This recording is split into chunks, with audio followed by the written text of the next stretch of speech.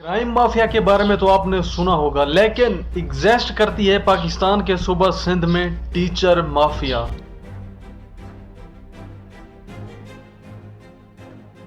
जिनने दांव पे लगाया हजारों नहीं बल्कि लाखों स्टूडेंट्स का फ्यूचर।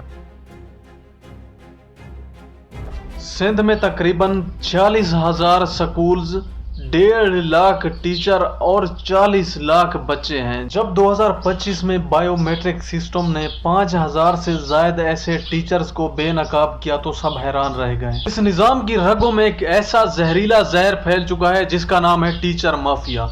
वो टीचर जो कभी क्लासरूम में कदम भी नहीं रखते, लेकिन अपने बैंक अकाउंट्स में लाखों नहीं बल्कि करोड़ों रुपयों की तनख्वाहें समेट रहे हैं। ये सिर्फ गैर हाजिरी का मसला नहीं बल्कि एक खामोश साजिश है जो सिंध के तालीमी निजाम को अंदर से खोखला कर रही है। जब कौम का मोहसिन ही कौम का दुश्मन बन जाए तो उस कौम का क्या होगा? जब क्लासरूम खाली पड़े रहे और बच्चों की आंखों में उम्मीद की चिंगारी बुझने लगे तो फिर कौन इन मासूम ख्वाबों को रोशनी देगा?